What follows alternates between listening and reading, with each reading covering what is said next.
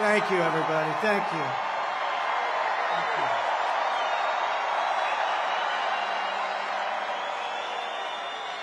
Thank you very much, everybody. Thank you very much to a very popular former First Lady, hopefully First Lady again.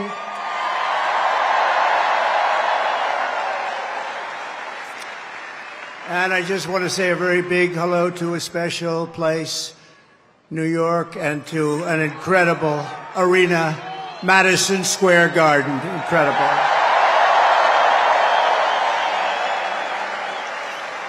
And then we have all of the people that could fill it up 10 times. You take a look at outside what's going on all the way down to the river, the beautiful, beautiful Hudson River.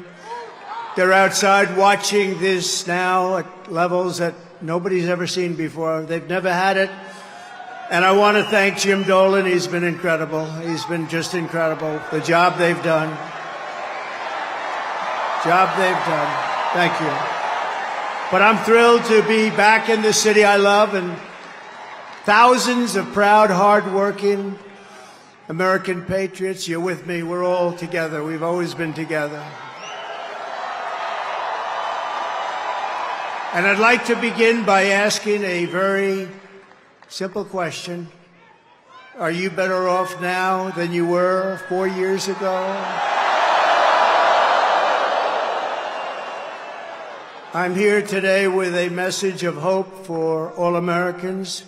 With your vote in this election, I will end inflation. I will stop the invasion of criminals coming into our country.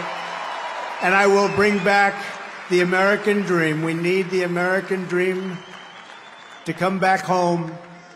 Our country will be bigger, better, bolder, richer, safer, and stronger than ever before.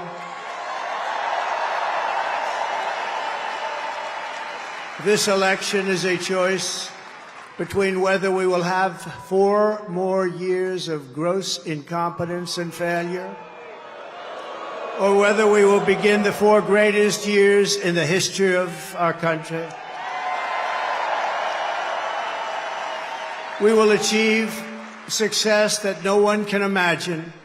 We will have the strongest economy, the most secure borders, the safest cities, the most powerful military, the best trade deals, and we will dominate the frontiers of science, medicine, business, technology, and space. And I'm asking you to be excited about the future of our country again. I'm asking you to dream big again. We're going to dream big again. We haven't been dreaming big at all. This will be America's new golden age. It's going to happen quickly, too, very quickly. Every problem facing us can be solved, but now the fate of our nation is in your hands.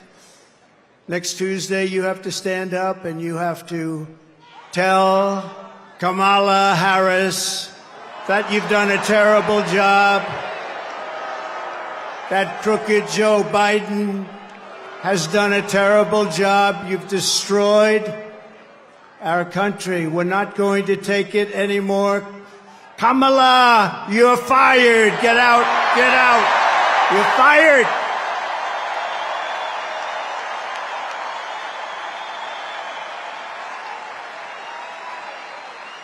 Early voting is underway in every swing state, and we are setting all-time records. They're voting, I tell you what. I don't want to talk about it. But we have to keep it going. We've got to get out and vote. We just have to get out. And who would have thought this was going to happen? We're leading in every swing state.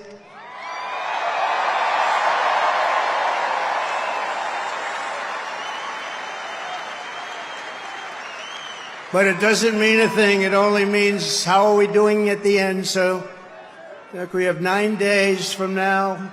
And we're going to defeat Kamala Harris, and we're going to win back the beautiful White House. And we're going to make America great again, and it's going to happen fast.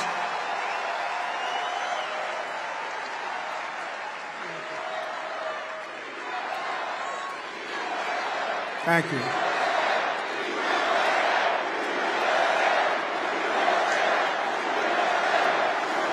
In less than 4 years, Kamala Harris has shattered our middle class. She cast the deciding votes that launched the worst inflation in the history of our country. She cost the typical American family over $3,000 in a short period, but over $30,000 over the last 3 years. She killed 50,000 manufacturing jobs this year alone.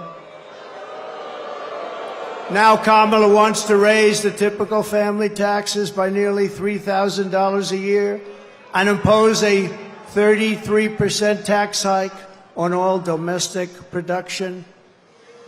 If Kamala Harris gets 4 more years, our economy can never recover. If I win, we will quickly build the greatest economy in the history of the world.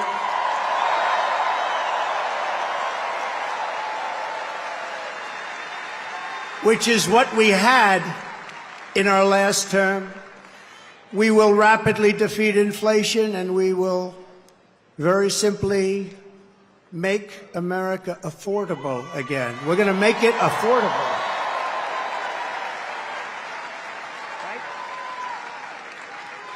I will massively cut taxes for workers and small businesses, and we will have no tax on tips, no tax on overtime, and no tax on Social Security benefits for our seniors.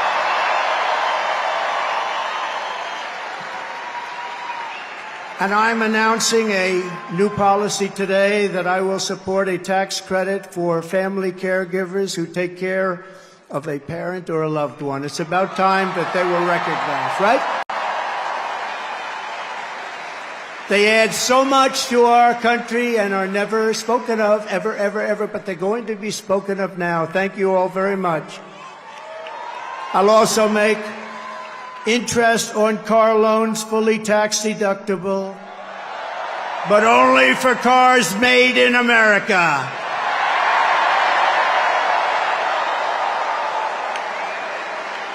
Have to be made in America. And we will achieve energy independence, and we will do something. We want it so badly. We're going to do something. You know what we're going to do? Front row Joes. You know, I got front row Joes here. I got the ladies from North Carolina, number 249. This is the 200, and you look so beautiful.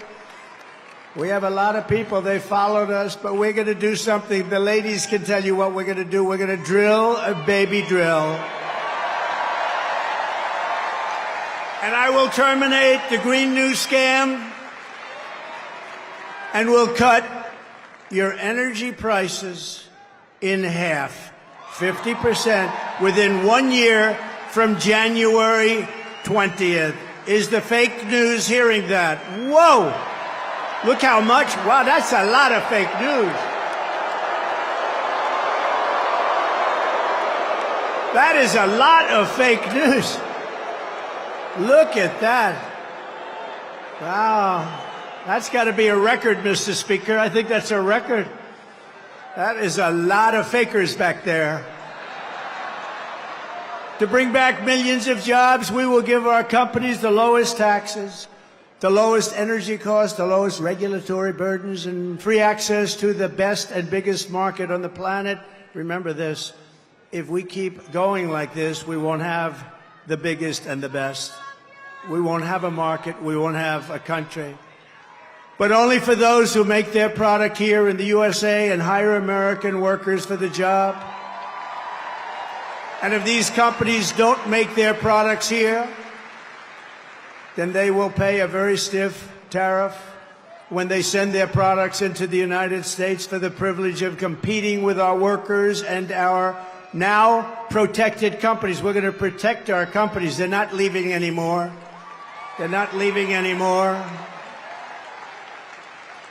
We're also going to pass the Trump Reciprocal Trade Act, meaning if China or any other country charges us 100 or 200% tax or tariff, we will then charge them a 100 or 200% tax or tariff.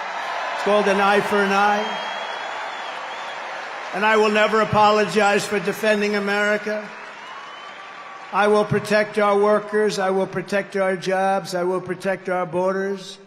I will protect our great families. And I will protect the birthright of our children to live in the richest and most powerful nation on the face of the earth.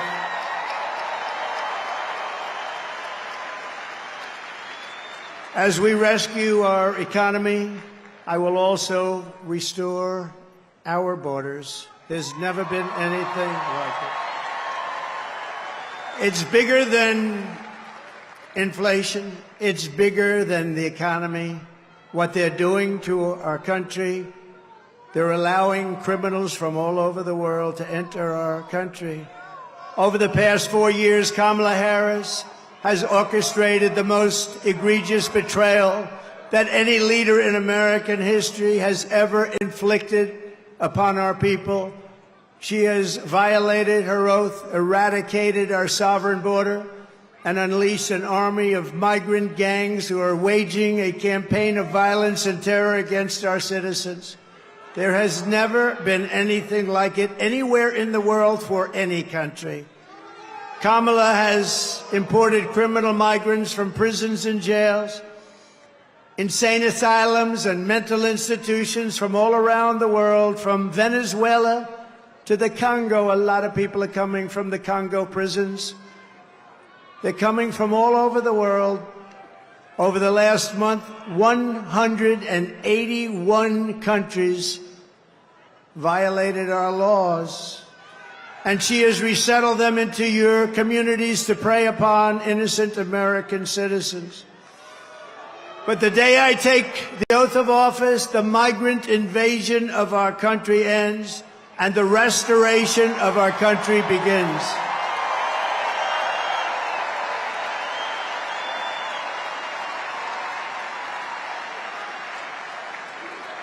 One of the deadliest and most vicious migrant gangs that Kamala has imported into our country is the savage Venezuelan prison gang. Nice group of people. They got together in prison, the worst prison in the world, they say.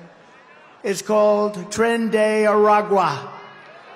And that is taking over apartment complexes and unleashing a violent killing spree all over America, especially in Aurora, Colorado, where we have a governor who's petrified of them, and maybe he should be. But now they've even taken over Times Square. Take a look.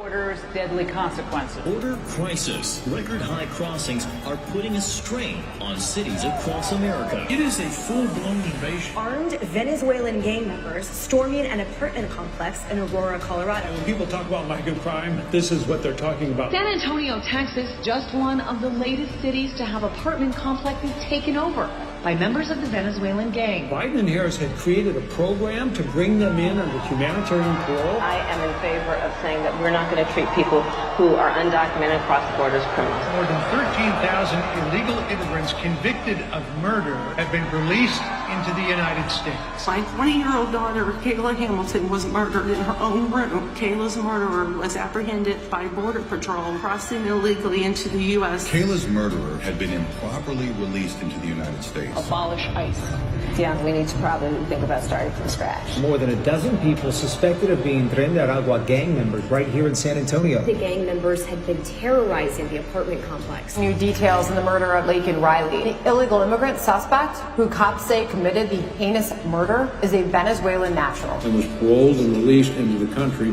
by the Biden administration. If they'd all been properly vetted, that probably wouldn't have happened. 2 men investigators say are in the country illegally from Venezuela are charged with capital murder in the death of Jocelyn Nungaray. Martinez Rangel wrapped his arms around Jocelyn's neck, took off her pants, and climbed on top of her. Later strangled Jocelyn to death and then tied up her hands and feet. Court documents suggest a group of men arrested for beating and robbing a Dallas woman last month are members of a Venezuelan street gang. The men threatened to cut off her fingers if she did not cooperate. Manuel Hernandez was booked by Colleyville police just 2 days earlier and released the day before the robbery. A Peruvian gang leader who is wanted for 23 murders. He was arrested by Border Patrol near Roma, Texas, then released into America.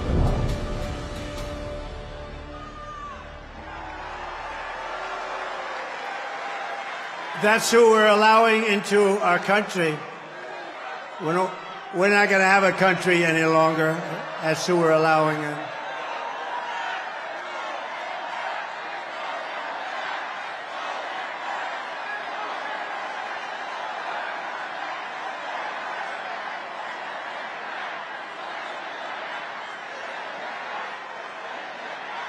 The United States is now an occupied country, but it will soon be an occupied country no longer. Not going to be happening.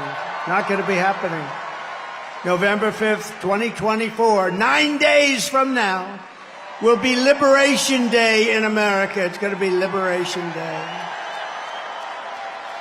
On day one, I will launch the largest deportation program in American history to get the criminals out. I will rescue every city and town that has been invaded and conquered, and we will put these vicious and bloodthirsty criminals in jail. We're going to kick them the hell out of our country as fast as possible. And to expedite removals of Tren de Aragua and other savage gangs like MS-13, which is equally vicious, I will invoke the Alien Enemies Act of 1798. Think of that. That's how far back. That's when they had law and order. They had some tough ones. Think of it, the Alien Enemies Act of 1798. You hear that, Mr. Speaker? Get ready. To target and dismantle every migrant criminal network operating on American soil. And there are lots of them. We don't have the same country anymore, you know that. And you know, when you look at the polls and they say about the economy and they have all these different things, the worst nightmare that we're facing is what they've done to us on our borders. We had the safest border in the world. In fact, there's a chart, which I hope they have, because I didn't tell them I wanted it, but there's a chart that I love very much because I wouldn't be here without it. That's it. I love it. I'm in love with it. I love that chart. Even if it had bad numbers, I would have loved that chart, but it doesn't. It has great numbers. And if you look at the arrow on the bottom, you'll see that was the day I left office. That was the lowest illegal immigration that we've ever had in recorded history, the recorded history of our country. And then look at it. It was like an Elon Musk rocket ship. Look at what happens. Look at what happened after that. And if they come back into our country, it's an automatic 10 years in jail with no possibility of parole. And I'm hereby calling for the death penalty for any migrant that kills an American citizen or a law enforcement officer.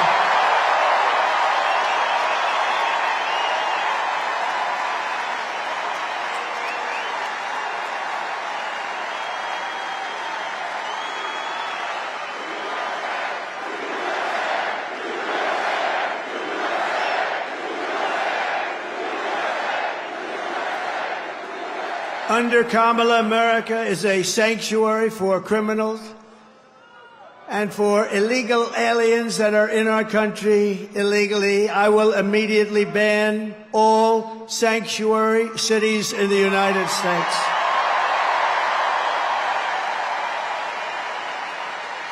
Kamala's gross incompetence disqualifies her from being President of the United States of America. She is grossly incompetent. All you have to do is look at her interviews. Look at what she did the other night on fake news CNN. Just take a look. She couldn't answer a question. She's unfit for office. Everyone knows it. No one respects her. No one trusts her. No one takes her seriously. Everyone knows she is a very low IQ individual.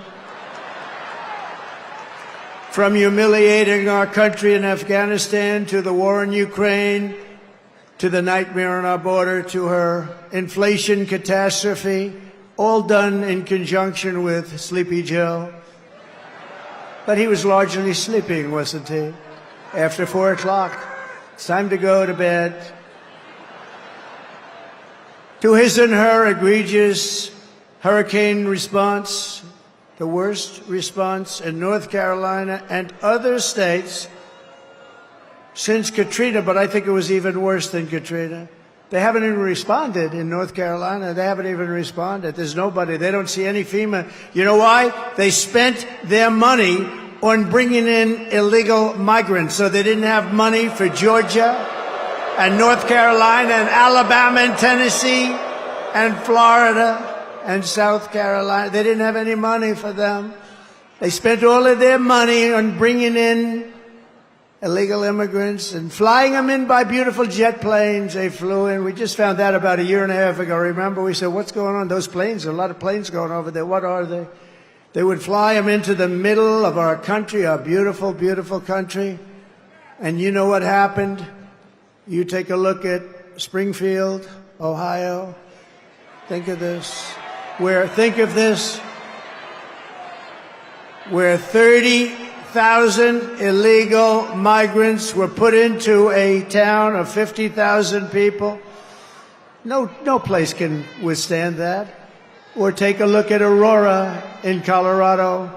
Colorado is going to vote for us. You know why? Typically, they go a little bit the other way. Of course, with their voting system, I'm not so sure about that.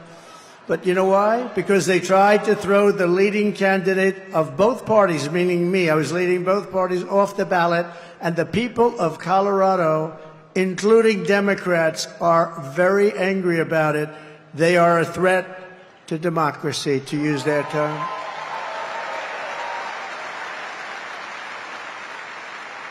Isn't it nice to have somebody that's your president that doesn't need a teleprompter? We haven't been on teleprompter for a long time. I haven't been on this teleprompter. No, it is nice. You saw the other day where Kamala got a little stuck on the teleprompter, went a little bad. It stopped on her. You have to be, you know, if you're a politician, you have to be able to handle that. Remember? You have to do the weave, he says. You got to do more than the weave. But it happens a lot as a politician. It happens. I mean, we have so many politicians here, great ones. Really great, because some are not so good, but great ones. And when Newt, or when the Speaker, or when Tommy Tuberville, who's here someplace, the great senator from Alabama, or when any one of our literally 75... By the way, should I introduce all of them by name? I should. Should I? No? Yes? I don't know. It's a lot. Speaker, should I? I don't know. Will they be angry? Yeah, they will. It's a lot of introducing, right? Let's keep going with the speech, right? But, you know, when you have when you're in this profession, I have a friend who wanted to come in. I said, do you like speaking? Well, I do, but I have a great fear of speaking. I said, don't be a politician. If you have a fear of speaking, don't be a politician. But one thing you have to know is that no matter how good your people are that operate this machinery, it's going to break. And you're going to be out there all by yourself a lot. And you got to be able to do so. 3 weeks ago, she was saying there was only 32 days left, right? And she's reading it like, there's 32 days, and it stopped. And she went, there's 32 days. 32, 32. And I was watching. I said, this isn't pretty. 32. She was gone. And then, damn it, it kicked back on. She was gone. We've had it. Happens a lot. And don't forget, you got all those people back there. Now, they don't talk about her. But if that ever happened, it happens all the time. I was campaigning in Ohio for a very, very Bernie Moreno. He's doing a good job. I think he's maybe going to win in Ohio. The problem he's got, his opponent, Brown, Sherrod Brown, he's taking ads in like he's my best friend. He never votes for me. He's not my best friend. Ohio's been very friendly to Trump. We win it all the time by a landslide. But the opponent is taking ads. I got 4 of them. I think we have 4 of them, right? They're taking ads. All of a sudden, they love Trump. We agree with Trump on tariffs. We agree with Trump on the border. We love Trump. And they're Democrats. Their friends calling up, did they switch to the Republican Party? But it happened with Bernie Moreno. I was in Ohio to try and get him over the initial primary hump. And it was 45-mile-an-hour winds, and these suckers were blowing like, you ever try reading a teleprompter where it's moving about 2 feet in each? But I didn't have to worry about that because even worse, they ended up blowing off the stage a lot of it. So I'm now in the first sentence, and I got 28,000 people and millions of people watching on television. I got no teleprompter. And did I do a good job, Mr. Speaker? And he won. And he won, huh? Thank you, Matt. And he won. And so you're up there all alone. We don't go 32, 32, 32. Oh, my God, whatever. Kamala Harris is a train wreck who has destroyed everything in her path. To make her president would be a gamble with the lives of millions and millions of people. She would get us into World War III. We're very close to World War III. If you don't have a smart president, if you don't have a president that gets it, if you don't have a president that is respected by the other side, and they did respect us 4 years ago, they really respected us. Iran was broke. They had no money. Russia wouldn't have played with us at all. Russia would have never gone into Ukraine. Israel, October 7th, would never, ever have happened. Would have never have happened. All those people would be alive right now, those people that were killed on that horrible day. But if you don't have a president that gets it, you know what else you wouldn't have had? You wouldn't have had the most embarrassing day in the history of our country, in my opinion, Afghanistan, the way not that they got out, we were getting out, but we were going to get out with dignity and strength. We got out, an embarrassment, the likes of which this country has never suffered. And because of that, Putin looked at us and they probably figured we were a paper tiger, and he went into Ukraine, and the rest is history. It would have never happened with us. And you wouldn't have had any inflation. We had the best economy, but we had no inflation. And inflation has destroyed a lot of seniors on fixed income, and a lot of people in this room have been virtually destroyed by inflation. You wouldn't have had inflation. They screwed up our energy, and it went up so much. And then they started spending far too much money on things like the Green New Scam, which is just a scam, just a complete scam. They actually admitted that, if you think about it. But she would get us into World War III because she's incompetent, can't do the job, unfit for it, and then all of your sons and daughters will end up getting a little notice. They'll say, Mom, Dad, what is this little green piece of paper? Ay, ay, ay, darling, that's a draft notice. They're drafting you to go and fight in some country that I've never heard I've never heard of this country before. Oh, no, I don't want my baby to fight. I don't want my baby to be killed. What they did in Afghanistan with those 13 great soldiers, I've gotten to know the parents so well, and leaving all of that equipment behind and leaving Americans behind, and many, many people with no legs and no arms, all because of incompetent people. But we don't want your sons and daughters to get a little draft notice and you have to explain to them what it means. We're tired of fighting. I'm the only president in the last 84 years that didn't start a war. Remember Crooked Hillary? 1 million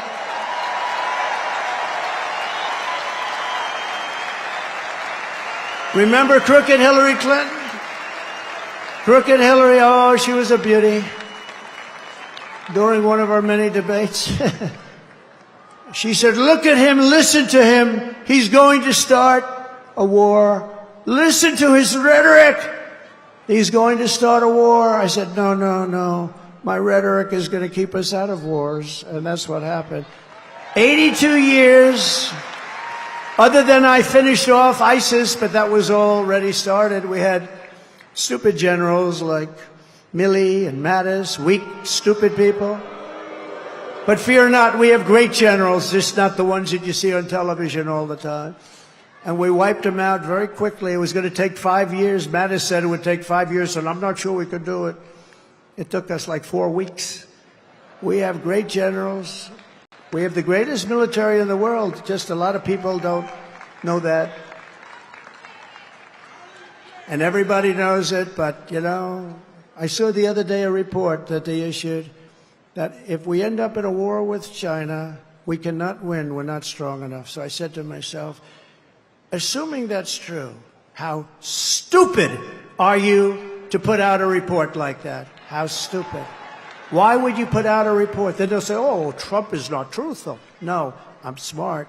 You don't put out reports like that. And it's not true. We would kick their ass. It's not true.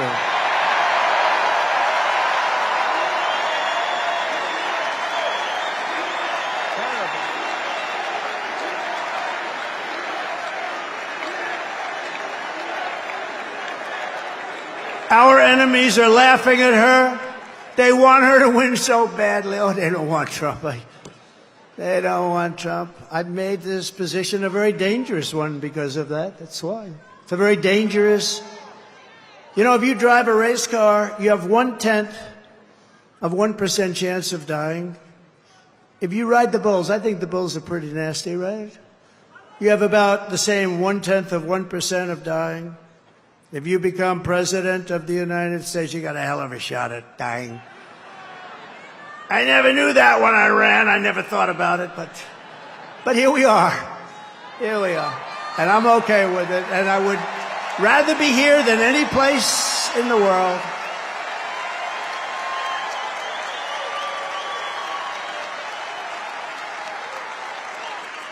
It's called a very dangerous profession. But if we win, our enemies won't be laughing anymore. They're not going to be laughing. And you know what? The truth is I got along with all of them. I got along with Putin. Ukraine was the apple of his eye, but I said, Vladimir, don't go in. Remember, I ended the pipeline in Europe. I ended the pipeline in Europe. And then when Biden came in, he approved it. But he ended the Keystone pipeline, the one in America. So he got it a little mixed up, didn't he, huh? Nord Stream 2, I said, we're ending Nord Stream 2. Everybody said, what is Nord Stream 2? I said, that's the massive Russian pipeline where they're going to make a fortune, where they're going to Germany and all countries in Europe. So I said, you mean we're fighting to help them with NATO and spending all of that money, and they're paying the person and the group that we're fighting billions of dollars a month? What the hell are we doing? I ended it. It was dead. And Biden came along and he approved it. Weak. Look, 30 years ago, he was not considered smart either. So now he's really not smart. If we win, America will be respected, and even if it's necessary, feared again. It's not the worst word. On issue after issue, Kamala broke it, but I will fix it. We're going to fix it. But we're just not running against Kamala. I think a lot of our politicians here tonight know this. She means nothing. She's purely a vessel. That's all she is. When you see her up there talking about the grass on my front lawn, I grew up in a middle-class neighborhood and I had grass on my front lawn. Yeah, but we're asking, what would you do to fix the country? And why didn't you do it? You had almost 4 years. Why didn't you do this stuff? Now she's, she's becoming more MAGA than those politicians I just told you about from the different states. She can't put two sentences together. She's just like, she's really just like, in many ways, crooked Joe Biden. And she never said to us, she never told us that Joe was not functioning properly. She should have. Because, you know, we're talking about the life of the most important country in the world. We need very smart people. We're running against something far bigger than Joe or Kamala, and far more powerful than them, which is a massive, vicious, crooked, radical left machine that runs today's Democrat Party. They're just vessels. In fact, they're perfect vessels because they'll never give them a hard time. They'll do whatever they want. I know many of them. It's just this amorphous group of people. But they're smart and they're vicious. And we have to defeat them. And when I say the enemy from within, the other side goes crazy, becomes a sound. Oh, how can he say? No, they've done very bad things to this country. They are indeed the enemy from within. But this is who we're fighting. These are the people who are doing such harm to our country with their open border policies, record-setting inflation, Green New Scam, and everything else that they're doing. But we're not going to let it happen any longer. We're going to have the biggest victory in the history of our country on November 5th. It's going to be the biggest victory in history. We're going to make America great again, everybody.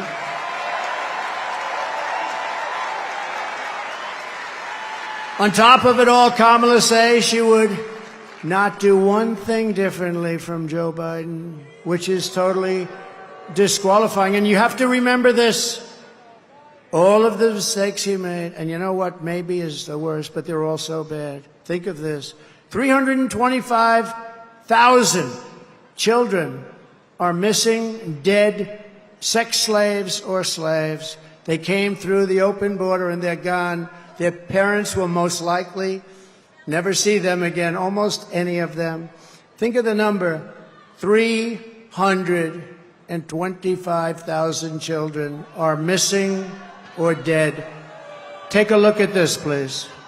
Would you have done something differently than President Biden during the past 4 years? There is not a thing that comes to mind. I stood there on the tarmac watching you check your watch. The chaotic and deadly U.S. evacuation from Afghanistan stunned Americans and the world and cost the lives of 13 U.S. soldiers. Would you have done something differently? There is not a thing that comes to mind. More than 13,000 illegal immigrants convicted of murder have been caught at the border and then released into the United States. An Afghan national is in custody today after being accused of plotting an election day terrorist attack. The suspect entered the U.S. on a special immigrant visa. Gut-wrenching new details in the murder of Georgia nursing student Laken Riley. The illegal immigrant suspect, who cops say committed the heinous murder, is a Venezuelan national who crossed the unsecured southern border back in 2022. 2 men investigators say are in the country illegally from Venezuela are charged with capital murder in the death of Jocelyn Nungaray. A fifth illegal immigrant accused of attacking 2 New York City police officers over the weekend showed no remorse or regret. Would you have done something differently? There is not a thing that comes to mind. Only 18% say the economy is in excellent or good condition. U.S. inflation has hit a new 40-year high, increasing by 9.1% over the financial year. Authorities saying Train de Aragua, which has been linked with more than 100 criminal investigations here in the U.S., has now been found operating its criminal enterprise in apartment complexes. Were you the last person in the room? Yes.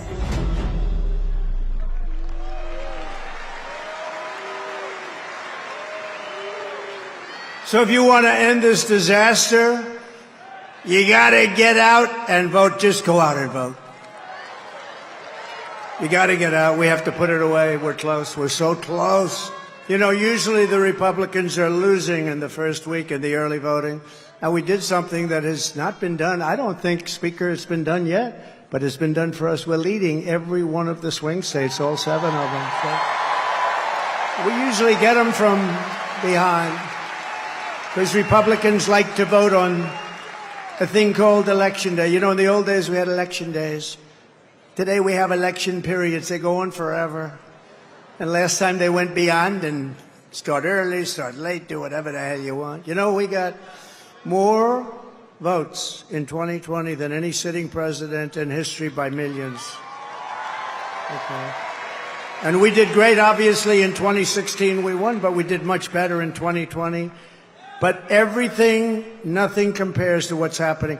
I mean, you have tens of thousands of people standing outside watching us on a television, and we love you out there. We love you. They're watching.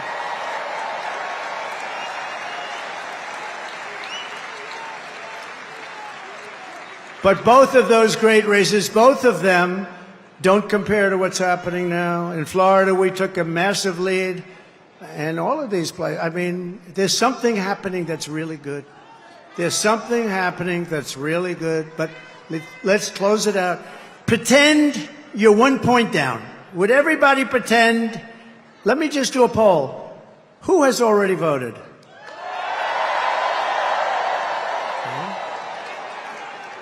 Who is going to vote? That's what I like. That would be better than the other way if you've already voted. So I'd say 16, 17, maybe 20%, and we're leading. And most of you haven't voted, but you promise you're going to vote? Everybody promise? Promise, promise, promise? There's a lot of people in here. Well, the beauty is that, you know, a Republican likes to vote late, and they like to vote and make sure their vote's in the box, right? They want to vote. They just feel better about it. And so we had a lot of people voting, but really that's the same. I do it in every event. I say, who's voted for the last 3 events? Last night I was at Penn State, a great place. I actually met, this is an amazing, the national championship wrestling team. They won Penn State won the national championship, but listen to this. 11 out of the last 13 years, even Jim Jordan would be impressed by that. You know, Jim Jordan is a great guy. He's a great wrestler, all-American wrestler, Jim. You can see it by the way he acts. He's not afraid of anything, right? And I looked at those guys, and they're rough as hell. I said, you may be the only people that can take Trendy Aragua in a fight. And it won't even be that easy for them. They're tough people.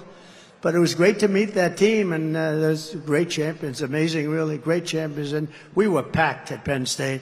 We were packed. No matter where we go, we're packed. No matter where we go, because there's something happening. And the something happening is they want to take back their country. People want to take back their country. You love the country. I love the country. We want to take it back. I could be right now on the most beautiful beach in the world. I could be at Turnberry in Scotland. I own it. I could be anywhere. I got that greatest. I don't have to be here, but I would much rather be at Madison Square Garden with you.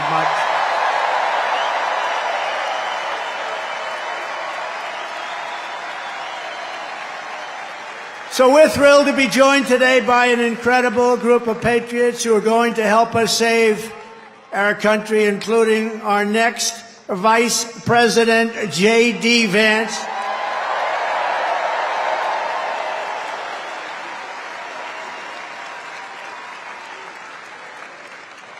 And a man who was so incredible. Last week I watched that rocket ship come down. I've never seen it. I told this story last night. I was on the phone with a very, very important person. And I'm talking to him, and I'm watching the television while I'm talking to this guy. He's boring as hell. And I said, wait a minute, wait a minute. I'm looking at the screen, and I see this rocket pouring the fire, the flames. It's all over the place. It was white a week ago, and now it's pitch black from the burning, coming down at 10,000 miles an hour. It's coming down at a low. There he is. There is my Eli. He's that great. You know what he was doing for the last week? Campaigning in Pennsylvania. He's a sweetheart, too. So I'm talking to this guy, very important guy, big guy, and I have the television screen on, and there's rockets coming down. I said, you know, it was pure, beautiful white when it left, but it's burned from the fire and the flame, and it is. And now I see it coming down like this. And it's like 20 stories tall or something. It's massive. And it's coming down, and I say to the guy, hey, do me a favor. Will you hold on a minute? Just hold on.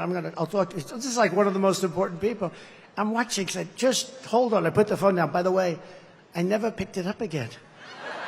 You know what these people are going to say? He's cognitively impaired. He's cognitively impaired. Oh, you don't think so? They're the worst.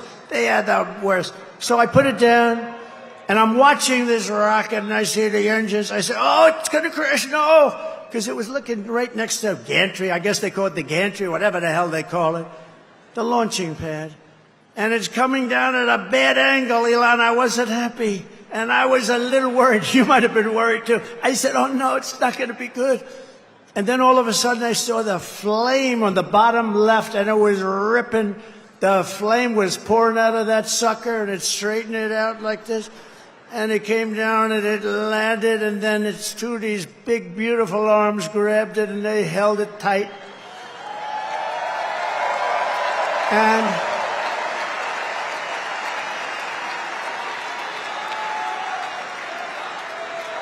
And I said, I wasn't sure if it was a movie. I thought it might be one of these crazy movies. And I said, I got to call Elon. And I call him. I said, Elon, was that you? This is like about 4 minutes after. Was that you? Yep, that was me. I say, Elon, you're a genius. You are a genius. You are a... He is special. He is special. And you know what he wants more than anything else? For our country to be really well run, solidly run, to be run democratically, all the things that everybody in this room wants. And I mean, honestly, he left that pad and he went to Pennsylvania to campaign. Can you believe it?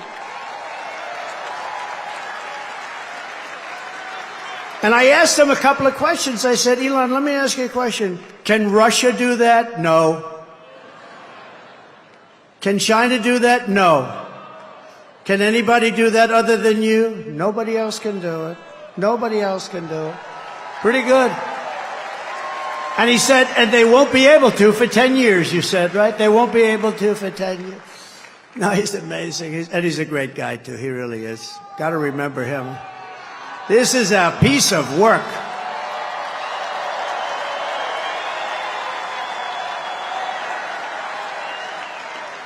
You know, we had a black hat, right? You saw him with a black hat at Butler. He was there, and it was beautiful. We had 101,000 people celebrating a great firefighter, a great guy, Corey.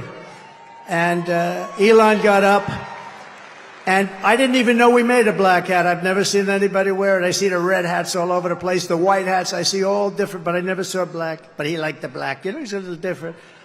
It's a black hat with black letters, okay? It's called understated. And I said, you like that hat? He said, I love that hat. I call it Dark MAGA.